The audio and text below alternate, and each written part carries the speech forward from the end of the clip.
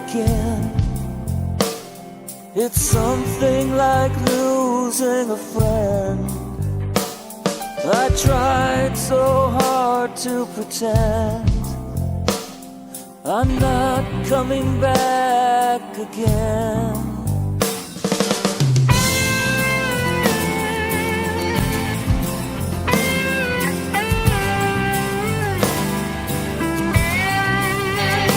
When your life becomes measured in before and after, and the long road only makes you sad with laughter, nothing can ever be the same.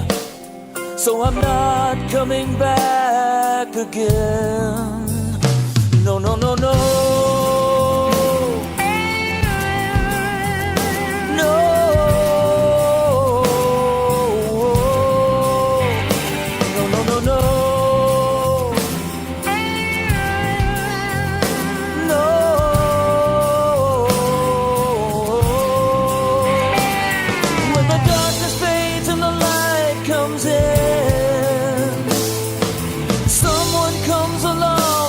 You up again, following the same lines to an end. I'm not coming back again.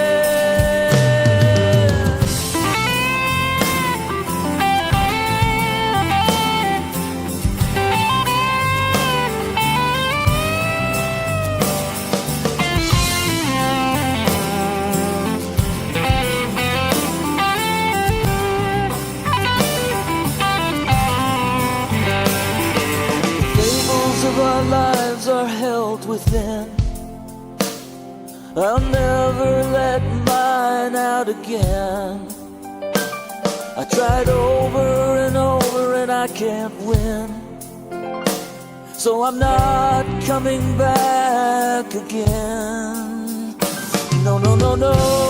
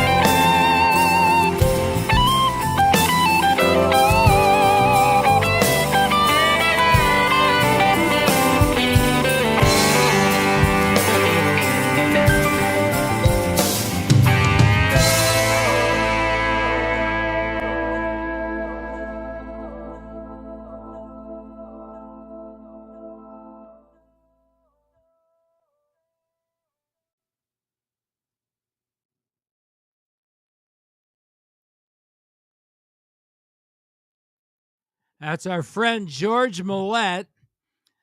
George is a multi-instrumentalist. He's a recording engineer. He's a jack of all trades. This guy, I don't know. I've seen him do a lot of stuff, and I don't see him do anything really bad. He makes really, really great music.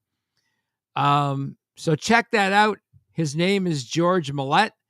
He's from Brighton, Ontario, and he is a bit of a prodigy, I think. I like his work. I like the stuff that he does. He makes some really, really great stuff.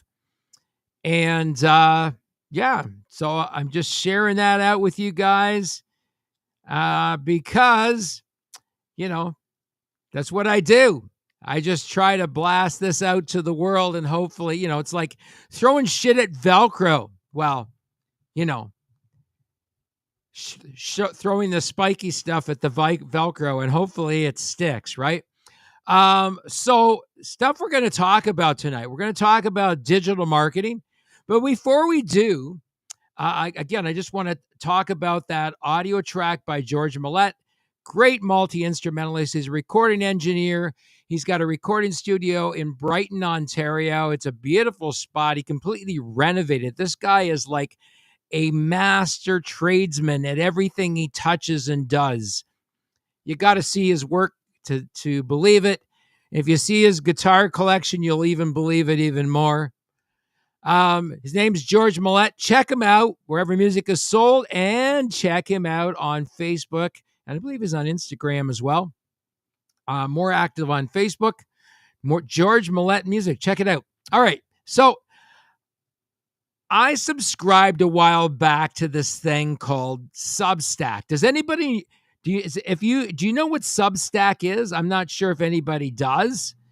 I'm going to go over to the chat room. So if you decide to come over and join me in the chat room, that's great. So I joined this thing called Substack. I really haven't figured out how it works. I think it's kind of like, True Social and those other things, way to stay connected with people. But while I haven't been active on the platform, I subscribe to notifications. And I get some notifications from people. It's really, really weird. I get these notifications, and there's this guy named Ted Gioia. And he has a I don't know if it's a blog or what it is, but he's written a bunch of books, and he's a really, really cool dude, I think. I like the way he thinks, at least, anyway, and I'd like to have him on the show. And so I want to read some excerpts from this notification I got from Substack, because it's a jump off for tonight's show and kind of gives us a sense of where the music industry has been and where it's sitting now. And I use that word music industry kind of tongue in cheek, use it lightly with a grain of salt, all that stuff, because what is the music industry these days? His name's Ted Gioia. He goes by the Honest Broker. And this starts off like this. 100 years ago today, Broadway impresario Abe Alanger hired a 12-year-old boy and consulted him frequently. He said he needed the youngster to make creative decisions about all his theatrical productions. Now, that's pretty cool. Now, why did he employ a 12-year-old to be the gatekeeper for his musicals? Well, it goes on to explain this a little bit further. The audience, he explained, possesses the same mental level as a 12-year-old, so a child had veto power over all the artists. Broadway insiders laughed at this. They treated it as some kind of prank or stunt, but over the course of the 20th century, this role reversal became the standard practice in much of the music industry. Nobody wanted to say it out loud, but sophisticated musical minds were no longer trusted as gatekeepers, and this changed. They knew too much. So blessed be the musically unskilled, for they, just go look at the CEOs of Spotify, Apple Music, and all the rest, and I'll admit they are older than 12, but they are blissfully unencumbered by the 12 tones over which they preside. Aesthetics plays no part in their decision-making. They run on dollars and cents, not on sharps and flats. Capitol Records was probably the last major record label. And I'm quoting this from his article, right? Capitol Records was probably the last major record label to put all its faith in timeless standards of musicality. And it flourished during the 1950s and much of the 60s. But even Capitol eventually lost its way. Wow. Right? So he's talked about the change and what some people have seen as the degradation of the music industry, or this, deconstructing of the music industry. And now we're trying to reconstruct a new model that works for everybody. I'm grateful that the musical minds can still be found, and he's going to share those to his trusted followers. But he says here that, but reality is that most of the best music nowadays operates on the fringes of our culture and not on center stage. Aha. So here's a new thing. He's saying the reality is that most of the best music today operates on the fringes of our culture and not on center stage. The indies, I'm telling you, these are your years to be noticed and to stand up, because the independent music industry is growing. Last year, I think about $2 billion worth last year of growth for independent music and independent musicians and payouts for independent musicians. So this is, strange. It's fascinating. And yet it's something that I predicted when I started my record label back in 2016. I said all these things were going to happen. Just, I don't know how many people were actually listening, because I was reading everything I could out there and research, and I continue to research to this day stuff. Ted Gioia's article here is one of those things that fascinates me. And he says, the reality is most of the best music nowadays operates in the fringes of our culture and not on center stage. That's just the way it is.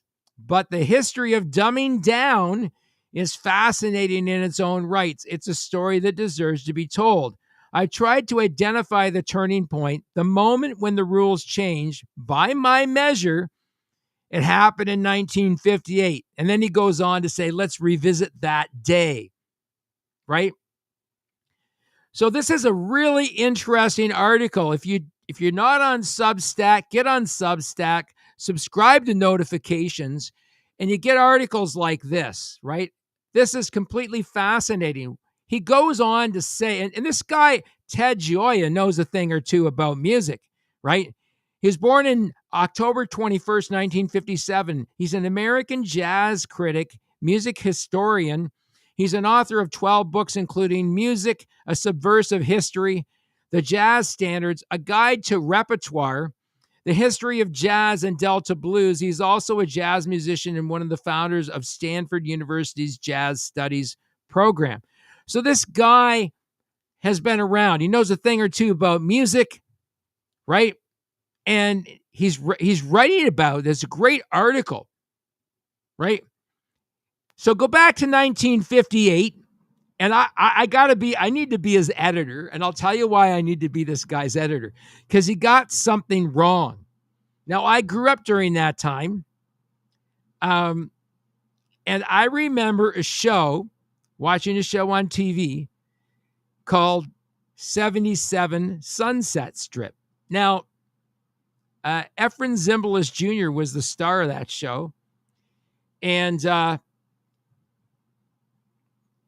it came up in this conversation because one of the first rock stars out there, or person to be positioned as a rock star, was an actor on the show 77 Sunset Strip. And this goes on to talk about how they turned this sidekick guy on a television flick into a rock star, even though he couldn't sing.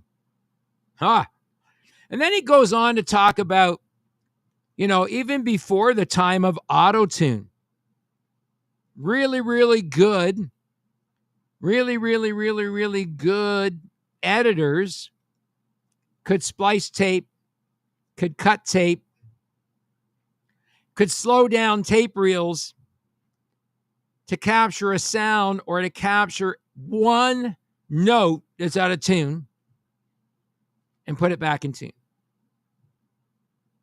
by doing a thing, right? So capturing that and fixing it, an overdub, if you will, but a glitch nevertheless. Anyway, if you don't follow this guy, you should. His name's Ted Gioia.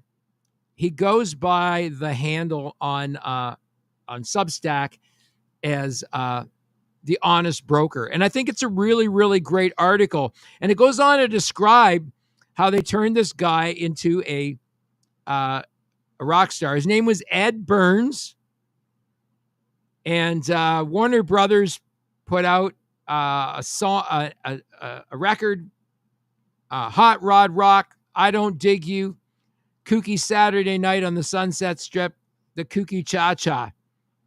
So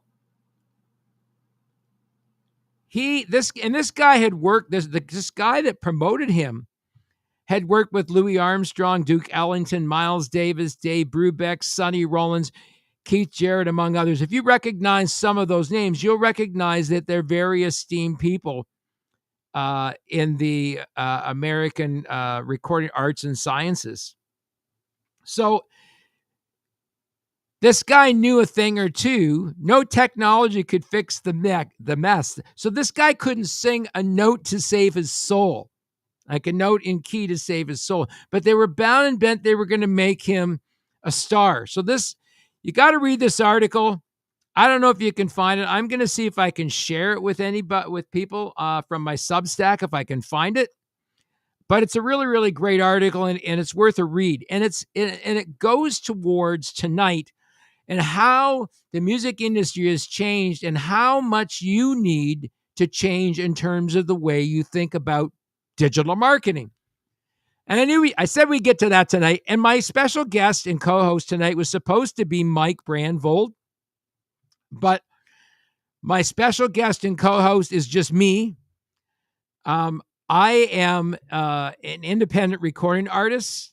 I am also an independent recording engineer, mixing engineer, and mastering engineer in my own studio and on my own projects, not necessarily other people's stuff. However, I have done remastering on the first 2 Helix albums, and that would be Breaking Loose and White Lace and Black Leather.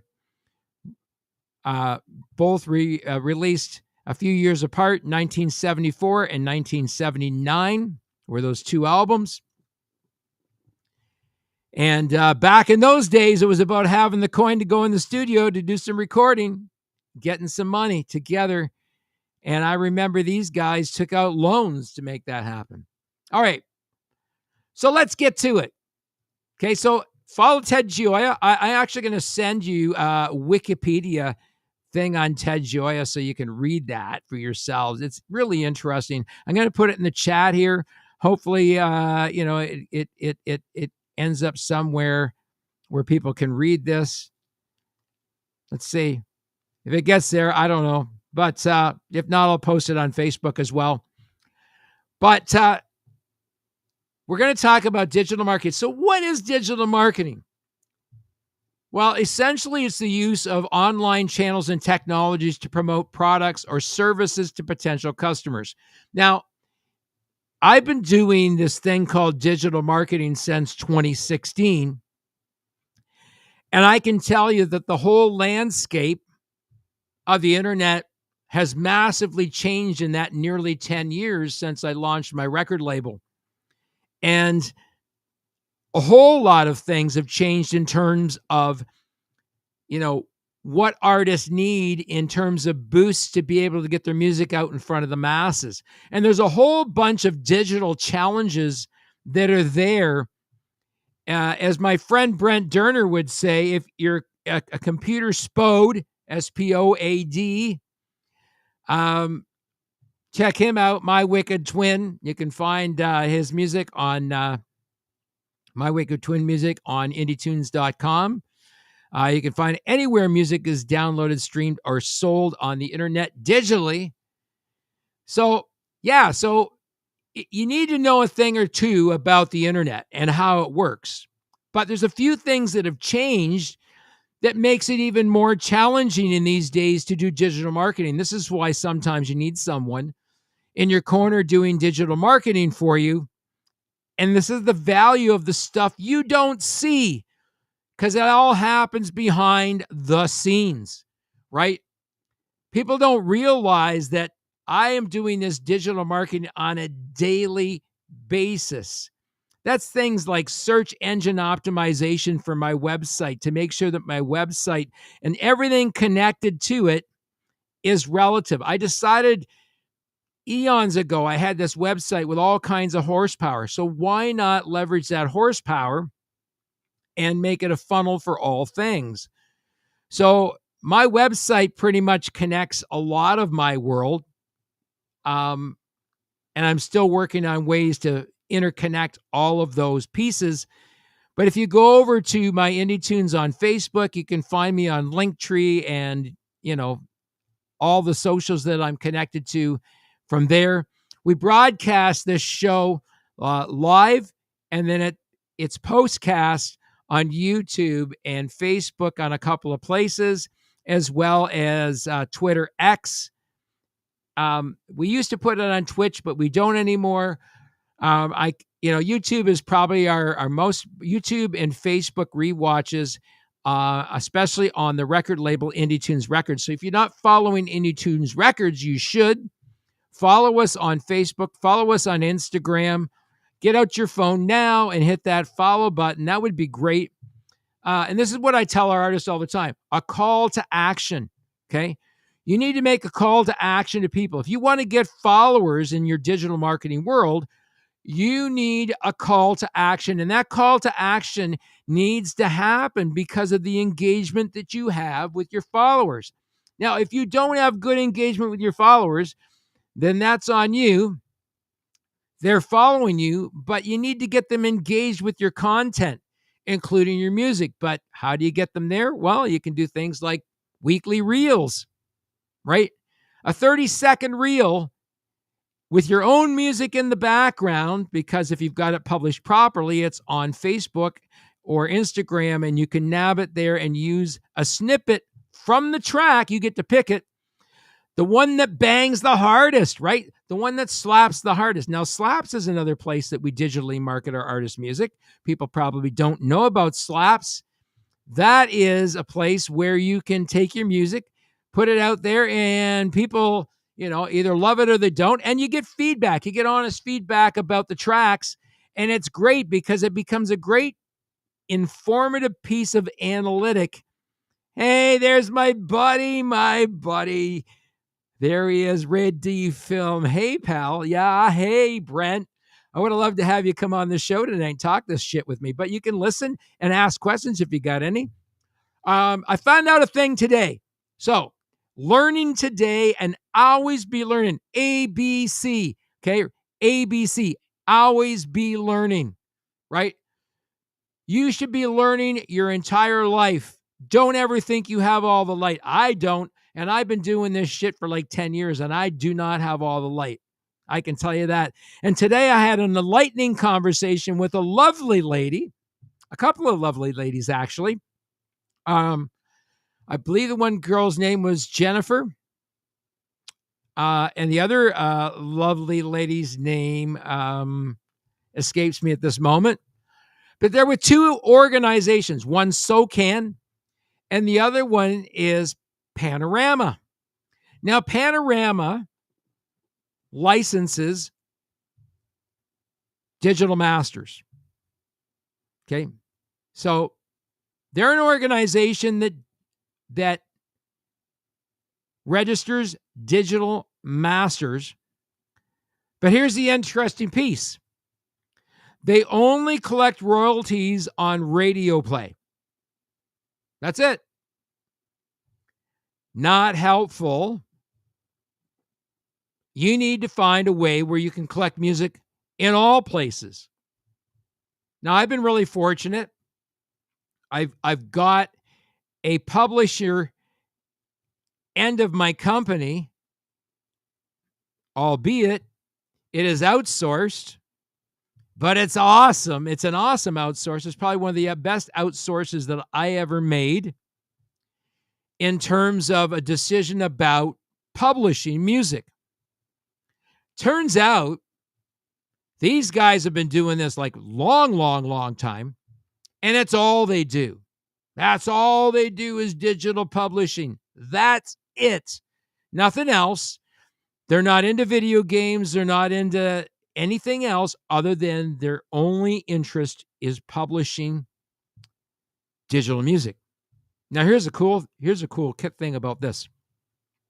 They are constantly discovering new platforms and gaining access to those platforms to be able to publish music.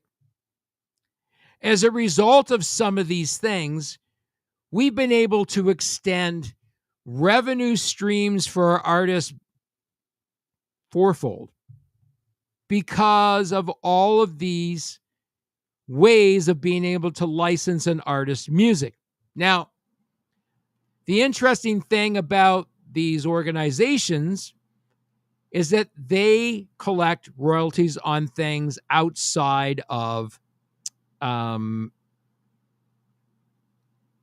interactive platforms. These are non-interactive platforms. So this is radio, Sirius XM, stuff like that, right? We're talking a completely different way of, managing your music.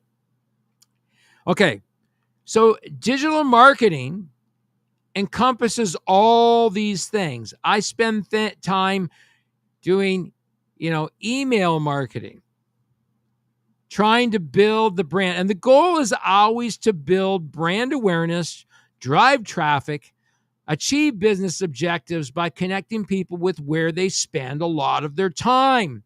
Now, where do a lot of people spend a lot of their time these days? But online. Hey, Keith Hill, how's it going? So we're talking digital marketing tonight. Now, Michael Brandville wasn't able to join me. He was a week ago at the KISS Landlocked cruise in Vegas. I think he was there like 3 days. He's going to have some great stories when I have him on back on the show in the new year. He came down with a little, and he's got a bit of laryngitis, I think. Voice isn't working, but the fingers are working on the keyboard. And I'm going to share something that Michael put out this week because he was going to be the guest host on the show. He put this on his Instagram. If you don't follow him on Instagram or Facebook, you should. If you're not working with an independent record label, and even if you are, it's going to give you some marketing ideas. Remember, this is your product. The music belongs to you. It is not the record label's job to fucking huck your music. Our job is to get it out in front of as many people as possible. It's yours to sell. It's your product. You know it most intimately. And if you talk to any digital marketing expert worth their salt, they're going to tell you exactly that it is your product and you need to find ways to market it. And I've given simple things, right? Simple thing, grab your phone, right? Do a live feed. Do a live stream. Get some of your followers on Facebook and get them on and say, hey, do you guys follow me or our band on Spotify? Well, if you don't, go on over to our artist page and click follow. And while you're at it, follow us on social media, right? There's a call to action. That's something that should be going out continually to your fan base. If people are true followers, they're going to want to keep up on the latest dirt, right? Whatever's going on with the band. If there's drama, shit like that. If there's not drama, make it up. Do a fucking 30-second reel on the guys not getting along.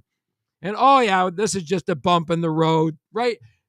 Do something like that. Create some controversy. Remember, guys like Gene Simmons said there was never any such thing as bad press. It's all good press, right? You got to figure out a way to manipulate and use it to your good, right? So digital marketing. So here's some key channels, things to think about. And these are the things that I'm going to pick Michael's brain about when we have him on the show. Digital marketing uses a wide range of digital platforms, including websites, search engines, social media, email, mobile apps, and online advertising. Holy shit. That's the stuff that I do that our artists never see me do. It's stuff I spend time and money on that they don't see me spending time or money on.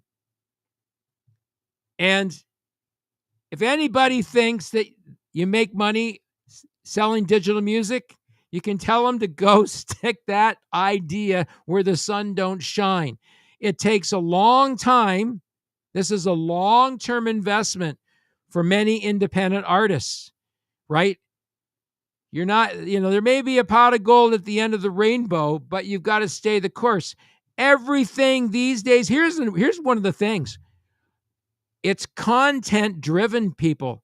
Everything these days is so content driven, and you can blame the YouTube creators. Well, you can't blame the YouTube creators. You can blame probably the algorithms over on YouTube that make YouTube creators put out at least a video a week. If they don't, they can't stay relevant. They can't stay up in the algorithms or the suggestions and all that other stuff, right? And they kind of fall off. Notifications fall off, all kinds of things. So in order to maintain their ranking, what they call search engine optimization ranking. Does anybody know what the fuck that is? Does anybody know what that is? I'm sorry I'm using the F-bomb tonight, but it surprises me all the time that people do not know what that means. Right? So you need to use things like search engine optimization, and that's something that I do continually.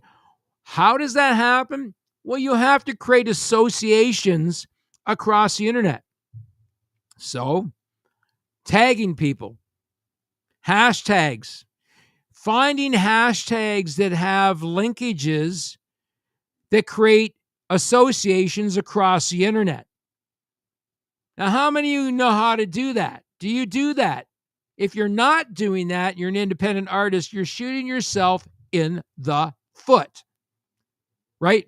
You might as well pack it in, because you're not going to get that wider audience that you're hoping for if you don't get yourself out there. And the way that you get yourself out there is that you have to continually work to create associations between your brand. That's right. Associations between your brand or band, whatever you are, whatever you are. You could be,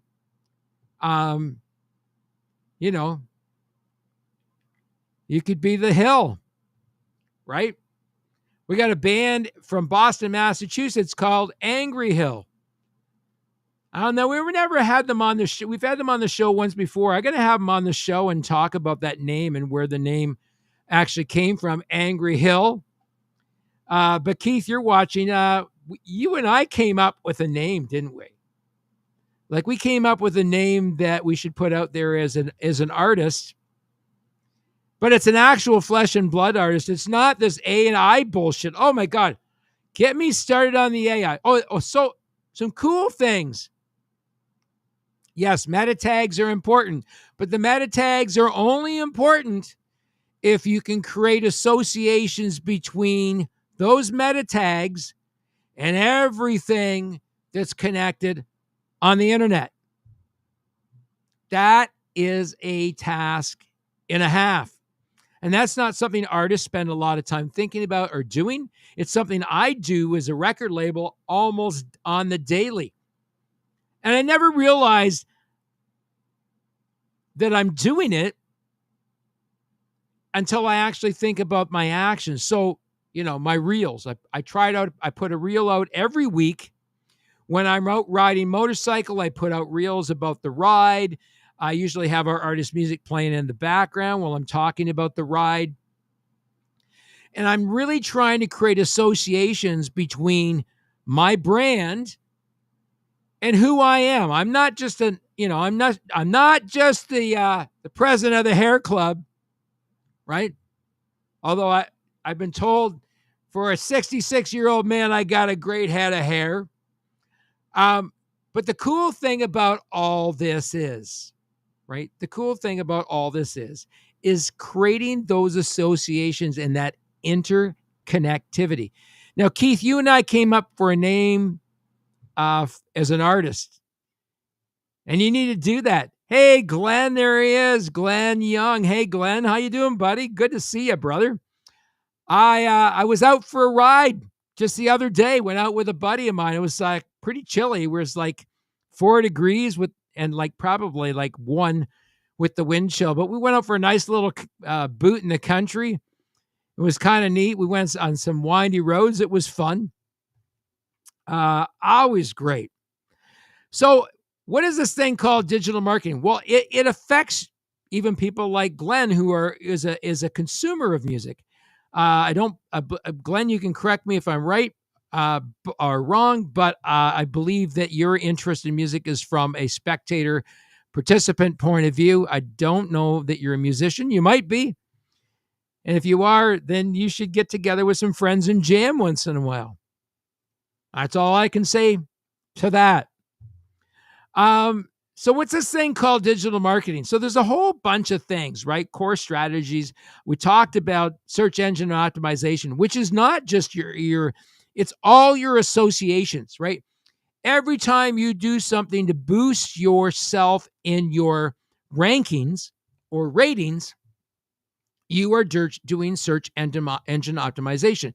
You are more likely to show up on people's radar, especially who have a public profile, and you do things that cause you to get noticed. My reels get noticed and watched by people who don't even watch the show. They get watched by a lot of different people, and I just have fun creating them. They're fun to do, and I do them, and I'm not afraid to do them. I think it's kind of fun. It's a great way to communicate with people. It's a great way to let people know that you're a real flesh and blood individual and that you're a real person aside from, what you do. Those of you that don't know what my previous life was, I spent 40 years in the healthcare industry, and I was a registered nurse. So, and I did everything from frontline to running hospitals. So I had a fun career, an interesting career. And then music was always there.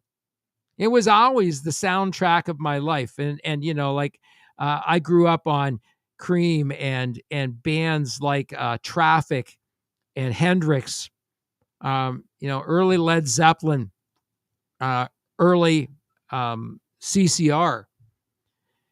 And so that love of music has always been with me. It's been with me wherever I've been. And then 2016, I launched the record label at the urging of some people, fellow musicians and friends, that said, hey, we need an advocate out there for us.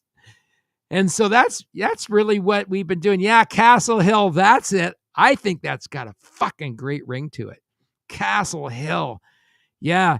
What do you think about that, people? Let's get a poll on that one. Do you like the name? Castle Hill. I love it. I think it's a great artist name. It makes people want to know who is the artist, who's the person behind the music. And again, this is like, in many cases, this could be another multi-instrumental thing also with guest musicians, I think.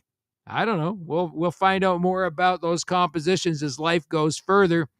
And eventually, I think we're going to be publishing that stuff. But I don't know. Things just don't seem to move at warp speed. And that's fine with me because I'm as busy as I want to be right now. In fact, things are changing at the label all the time. We have some artists leaving this year. We have some artists coming this year. We have some artists who will be leaving us in the new year and who will be coming, new artists that will be coming on board in the new year. And it's all, part of that ebb and flow of creating an independent music community and a number of things, right? A number of things. Brent says Castle Hill. Good name. I love it. I could see some great videos coming out of that. Music. You'll DM me. Yeah, later after the show, I got a busy week. A whole bunch of stuff is happening in the next week. And And so I've got to wrap up my week rather quickly. I got tomorrow and Friday and the weekend, and then Monday, our daughter's significant other comes here from LA to spend almost 2 weeks with our family. I'm just so thrilled this is happening. It's awesome. We're looking forward to it. So next week I'm going to be like pretty much out of commission. If I do an indie show next week, I will have a special guest on the show who is well known and has a great singing voice. Oh, speaking of well known, okay, coming up in the new year, we got some really, really cool guests coming on the show in the next while. And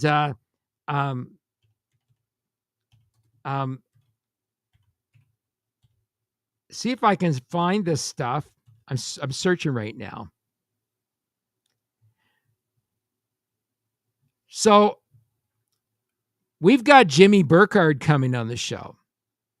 I don't know if anybody knows Jimmy Burkhardt, but he has been around forever. And he is well known in the music industry, most notably right now playing guitar for Sweet. And Jimmy's going to be on the show. We'll talk about his illustrious music career, all the things that he's done. He's in his Instagram, it says guitar player, Detroit, Los Angeles. Search Jimmy Burkhardt. Search Jimmy Burkhardt. I play music, guitar player, Detroit, Los Angeles. Search Jimmy Burkhardt on all streaming platforms. I use MGL amps, and Jimmy does a whole bunch of really, really cool reels. I love what he's been doing lately. I don't think I love enough of his stuff, and I should go and love more of it because he's going to be a guest on our show, and I'm hoping to convince him to be a regular because I think this guy has a wealth of knowledge. And I think there's a lot to be learned from, his career. This is a legacy thing, right? To me, a musical industry is only as good as its legacy. And I'm looking at creating legacy now and into the future of digital streaming and digital music. Maybe it's going to take a different place. Maybe things are going to change. But right now, what we know is that people with no musical talent own all the platforms where all your music gets played and downloaded and streamed. Don't get alarmed. It's because those people know how to find people that like music. So in a way, it's kind of not a bad thing. And these guys have made a lot of money doing what they do. Henceforth, their platforms push out there search engine optimization, suggestions, ideas, thoughts. Spotify, one of the best digital marketing platforms available to musicians. And everybody's so freaking bitchy about how poorly they pay. They don't stop to think how poorly YouTube and others pay. That blindsides them. They compare themselves to rapists and all kinds of other. Listen, you're getting bent over all the time by digital download and streaming services. But without them, your music would not exist on the internet. It would really be hard to make it exist on the internet in a meaningful way and where you could get it in front of the most people. Spotify is good for three things. And I've always said this. Discovery. Okay? Last year, one of our artists was heard in 185 countries. When we do Spotify Wrap this year at the end of the year, we look at things like reach. We look at discovery. How many new followers did you gain? What percentage was that increased? What can we do to build on that? That's strategy. Okay? That's strategy. If you're on my record label and you aren't trying to communicate with me and talk strategy once in a while, you're missing the boat. I'm not going to call you all the time. girlfriend. You need to call me and talk strategy. If you want to talk strategy, watch my shows. Every artist on my label should be watching every episode of this show, because in there is at least one small, tiny, albeit little fucking nugget that will help you along your way, along your musical journey. Even if it's one little tiny, infantile, infinite, tiny, weeny nugget, then I've done my job, right?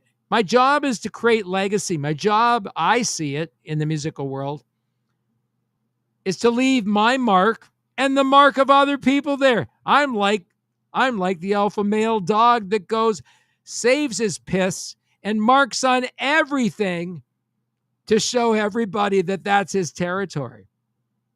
Now, I'm not that, Neanderthal, but I do mark my territory. I'm out there. I get in people's faces. I try to do things. We bring people on the show. So Jimmy Burkhart on the show, coming on, hopefully as a regular on the show.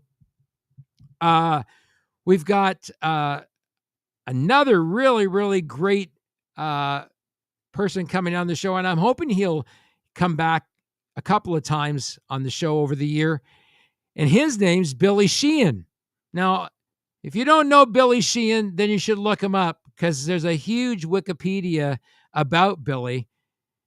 But he is, a consummate bassist and an excellent human being. And he's agreed to be on the show. Michael Muscat, I must thank you for that. Michael Muscat's been, great to come on the show and pick up some co-hosting duties. I just love that. It's just absolutely awesome.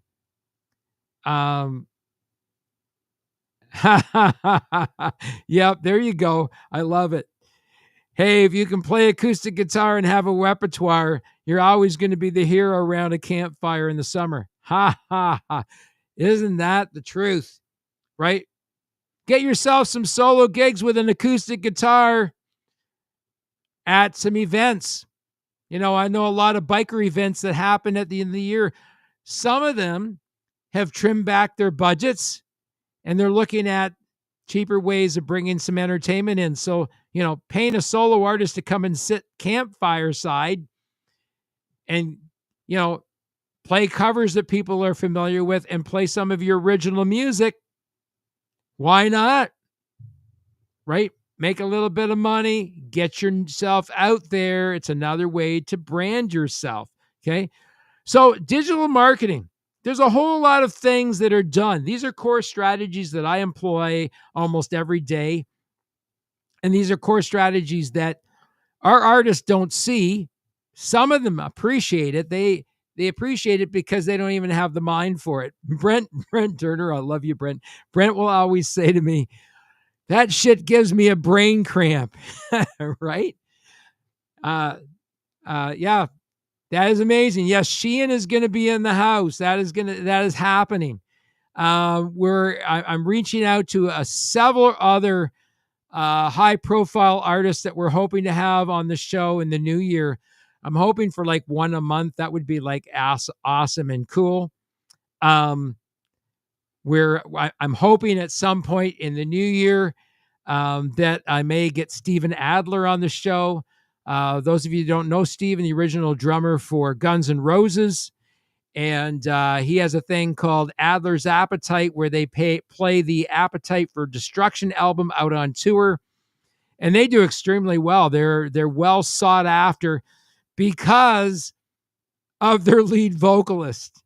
And I'm not going to tell you who that person is. Maybe you'll find out on next week's show.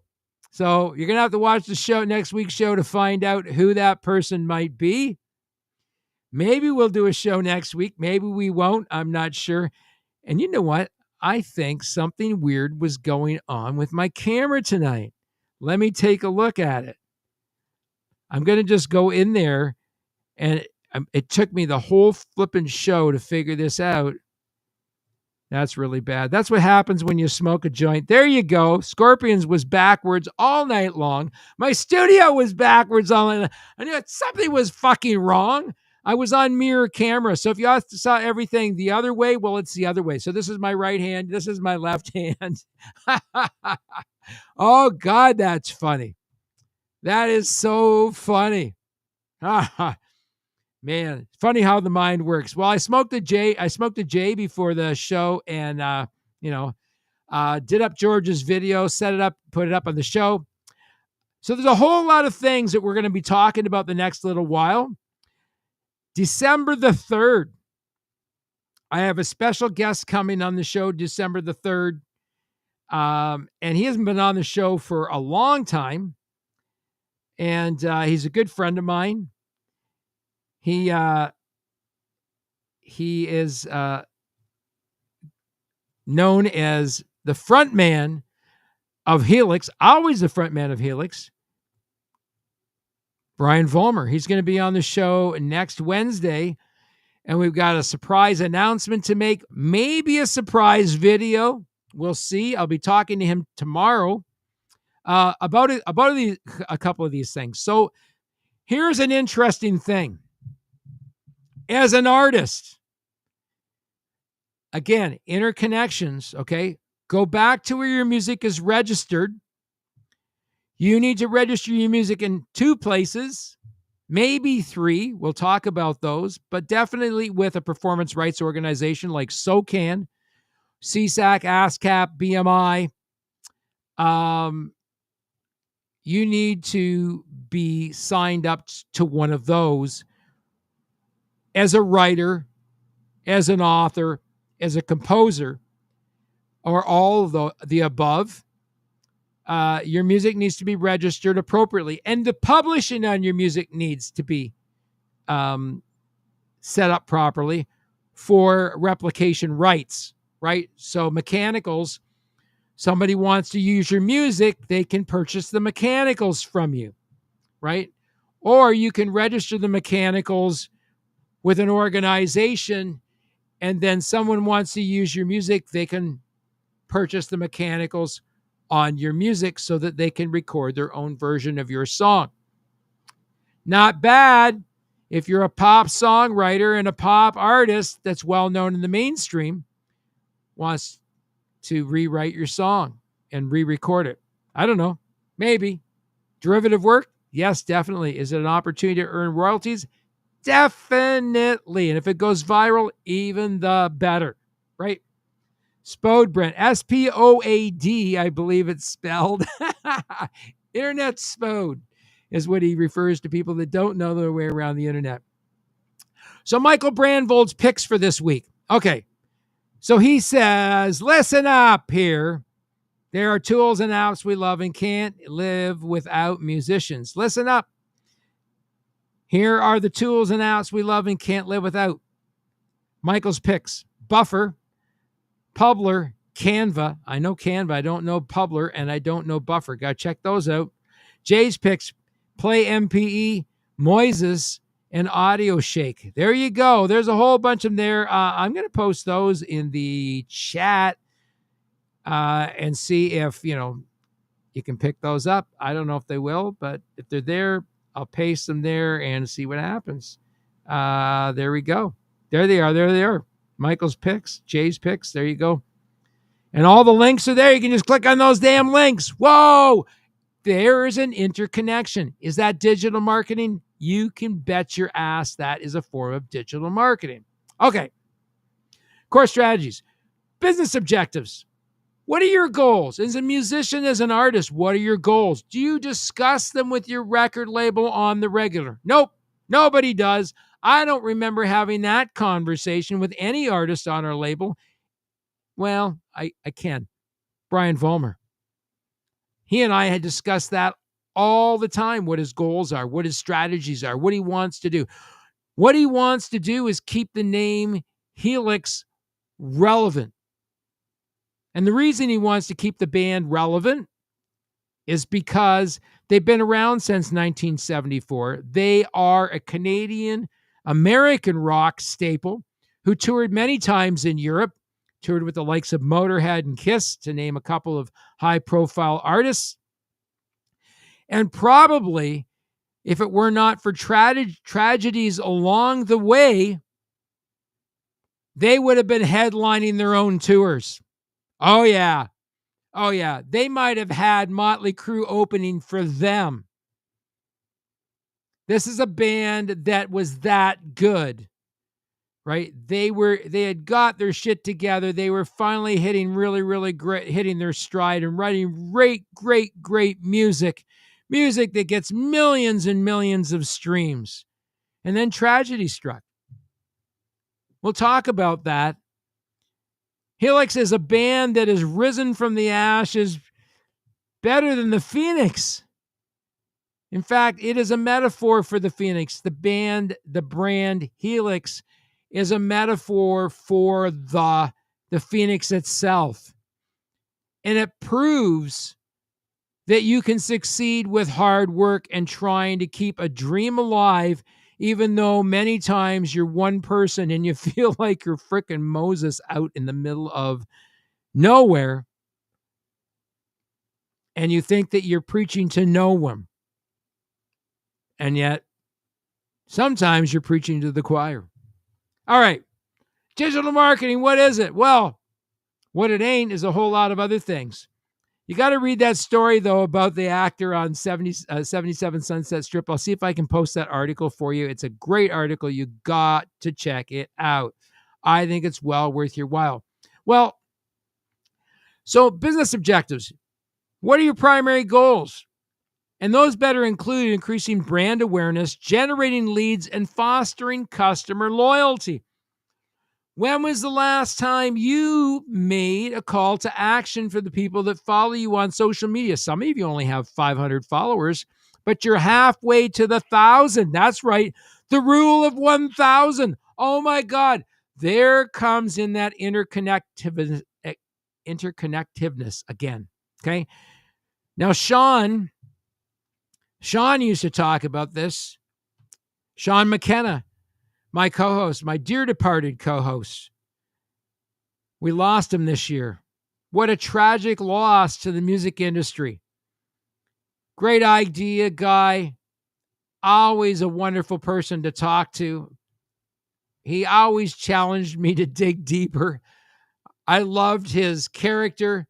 I loved his style. I loved everything that he did. We didn't always agree, but that's the beauty of being able to be individuals and accept those differences and embrace them, because they challenge you in different ways. If we were all the same, it'd be boring. If you don't believe me, watch Pluribus. Okay, now said. Get your business objectives together. Okay, I'm going to wind this down really quickly, but there's going to probably be more episodes on this. Measurement and analysis. Unlike traditional marketing, digital marketing provides detailed data and insights. Okay, analytics. Do you know how to sift through analytics? Do you know how to manage the analytics? Do you know how to take those analytics and use those analytics to push your stuff forward in the digital world? Most people don't. Do I? I got a bit of a handle on it. Do I know what I'm doing? Yes, most of the time. Brent Durner would tell you, yes, he's the shit. He knows what he's doing. He's the guy. Go to him. In fact, Brent sent me here. Oh, and this show would, okay, I've really got to mention this guy, JB Stryker, Gerald Broughton.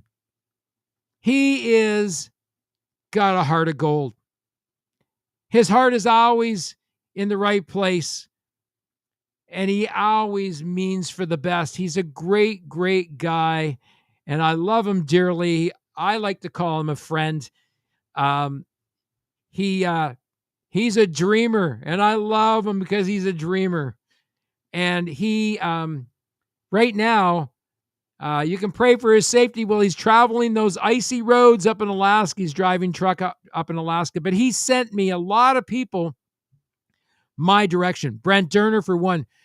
Brent Durner sent me Brian Vollmer. Get it? 3 degrees of Kevin Bacon, as Sean McKenna would have said. All right, enough said. I got to go. You know what, everybody? It's been great here yakking at you. Hopefully You've learned one little tiny little nugget tonight, and then I've done my job, right?